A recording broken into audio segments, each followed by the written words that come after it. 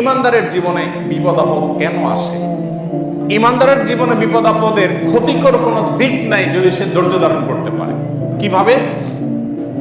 আপনার বিপদ হয় আপনার মর্যাদা বৃদ্ধির কারণ হবে। আল্লাহর কাছে অ্যাজ এ ইমানদার আপনার মর্যাদা বৃদ্ধি হয়ে আপনি আরো আপার ক্লাসের ইমানদার হতে পারবেন, সেই সুযোগ আপনাকে তৈরি করবে। কিন্তু শর্ত হলো ওই যে বিপদে ধৈর্য ধারণ করতে হবে।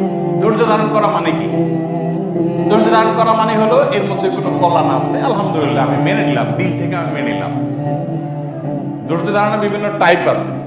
একজনের জুতা চুরি হয়েছে মসজিদ থেকে, তো চোরের 14 গোষ্ঠী, বাপ মা, মসজিদ কমিটি সবার নাম ধরে বাপ দা মা তুলে গালিগালাজ করে টোরে যে এখানে কোনো ব্যবস্থাপনা অব্যবস্থাপনা আছে, চোর এটা মসজিদে আসছে চুরি করতে, ওর 14 গোষ্ঠী গালিগালাজ সব করা টরার পরে এবার দেখছে যে এত গালিগালাজ করলাম চোর রে, চোরের 14 গোষ্ঠী রে, কিন্তু জুতা তো পাইলাম না, তো কি আর করা।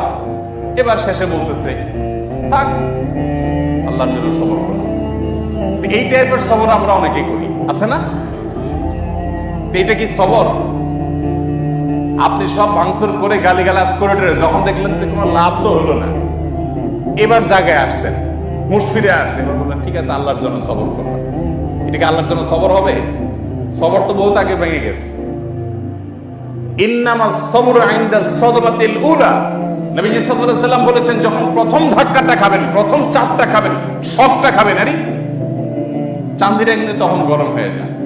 ওই টাইমটাতে নিজেকে ধরে রাখতে পারা, এটাই হলো সবর। তখন আপনি উথামতাম করে টরে মাথা ঠান্ডা হয়ে গেলে তো বললেন ঠিক আছে কি আর করা, সবর করি, থাক সাদাকার নিয়ত করলাম, বেচারা গরিব মানুষ। তো এই সাদাকা হবে না। আল্লাহ তাআলা আমাদেরকে সবরের তৌফিক দান করুন। তাহলে ইমানদারের জীবনে বিপদ আপদ আসলে সেটি হয় তার মর্যাদা বৃদ্ধির কারণ হবে, আর না হয় তার গুনাহ মাফের কারণ হবে। গুনাহ মাফের কারণ হবে যে আপনার কোনো গুনাহ আল্লাহ তাআলার মধ্যে মাফ করবেন। এখন কথা হলো যে আমার জীবনে কি এমন গুনাহ করলাম, আমার পাশে আরেক লোক পরিচিত আছে, নামাজও পড়ে না, এক হপ্তাহ নামাজও পড়ে না, পশ্চিম দিকে আসার খেয়ে পড়ে না, ওর জীবনে তো এত বিপদ দেখি না, বিপদ সব আমারে পায়। আমি কি এমন গুনাহ করলাম? হুজুর কি বলে এগুলা যে গুনাহ মাফের জন্য? গুনাহ মাফের জন্য যে বিপদ আসে, ও যে এক হপ্তাহ নামাজ পড়ে না, ওর তো বিপদে পিছিয়ে ফেলা উচিত। এরকম একটা চিন্তা আসে না আমাদের মাথায়?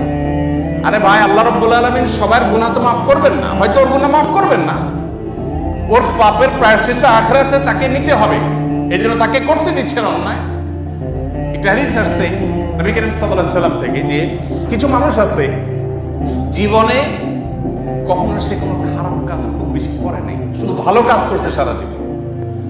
হালকা পাতলা কিছু খারাপ কাজ হয়তো তার ছিল, আল্লাহ তাআলা তাকে জান্নাত দিতে চান, তখন তার ওই দুনিয়াতে যে সামান্য কিছু খারাপ কাজ হয়েছে ওইগুলোর জন্য দুনিয়াতে কিছু কষ্ট দেন, তাকে কষ্ট দিয়ে ওইটার প্রায়শ্চিত্তটা করায় নেয়, করায় নিয়ে তাকে জান্নাতের তার এবার লেভেলে চলে আসছে।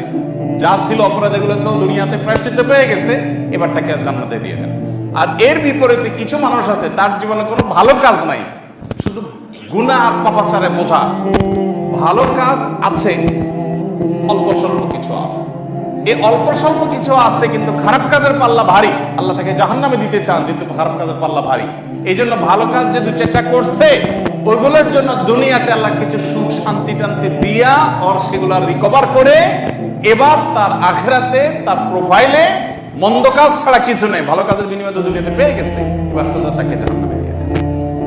তাহলে আপনি যাকে দেখছেন যে তার কোনো দুঃখ কষ্ট আসছে না, অথচ সে পশ্চিম দিকে আষাঢ় খেয়ে পড়ে না, সেটা দেখে আপনার কষ্ট পাওয়ার কোনো কারণ থাকতে পারে না।